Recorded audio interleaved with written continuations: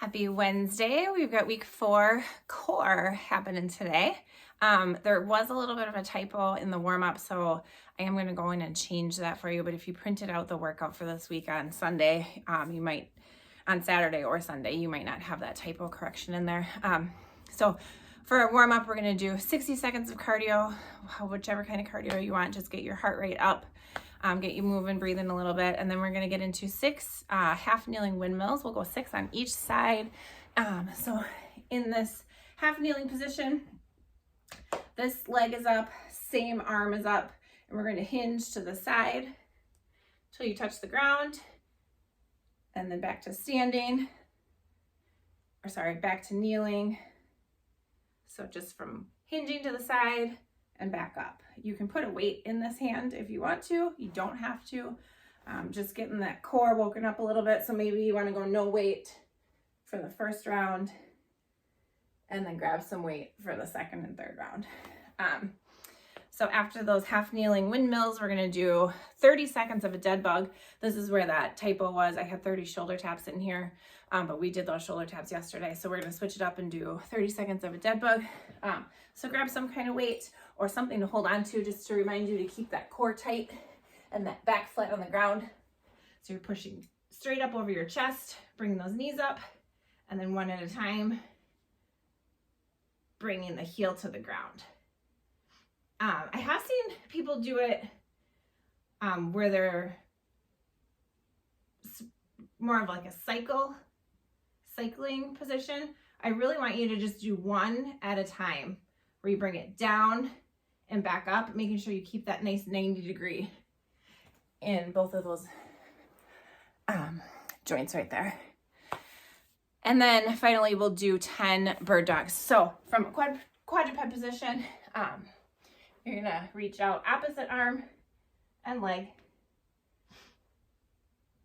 So that's our warm up. We'll do that 3 times through. And then we'll get into this workout. So we've got a circuit style workout here. So you're gonna go directly from one movement right into the next movement. And this one's gonna be a little bit differently. I want you to go every 3 minutes for 3 sets. So it's 9 minutes.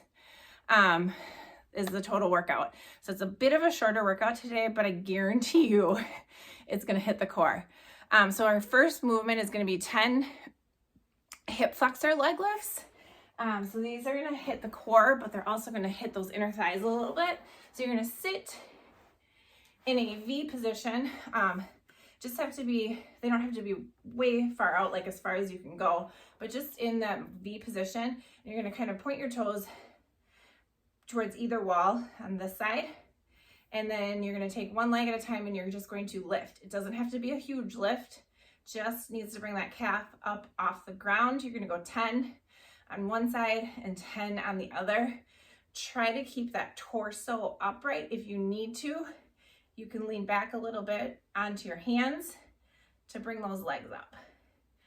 You can also bring them in front. Ideally, this is where I want your hands, but that does make it a little bit more challenging. You can see for me, my range of motion is much smaller when I've got my hands here in front. So 10 on each leg, and then right into 10 tuck jumps.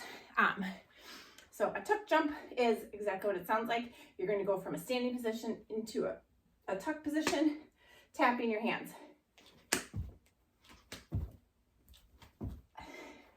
If jumping is hard on your joints, hard on your knees, or you don't have the space for it, you can just bring one leg up to your hand quickly, and I would do 20 of those instead of 10 tuck jumps.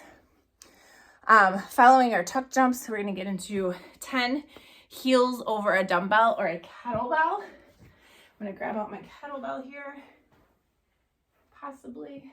Okay, I don't have a kettlebell. I'm gonna pretend like this is a kettlebell. What I'm gonna do is I'm gonna take my feet from one side and bring it over the kettlebell to the other side at the same time. Notice I am using my hands to help bring those legs up.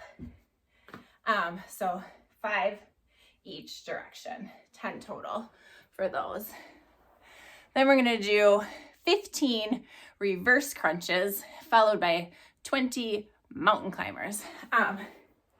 For reverse crunches, we're gonna be on our backs, and you're gonna bring your knees up, and then you're going to pulse your hips in the air. So bring those hips off the ground. That is my reverse crunch. You can modify it to just bringing the knees up. You can make it more challenging by not touching your heels in between movements. So 15 reverse crunches, 20 mountain climbers. Mountain climbers, we're just going to bring our toes up near our hands in that lunging position. And then look at the clock, so you'll need a clock for this.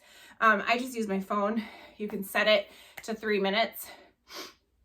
So whatever time you have left when that 3 minutes is up is your rest time. I did test this one out yesterday. It took me just under 2 minutes, so I had about a minute rest before I got right back into it. So we're doing that 3 times through.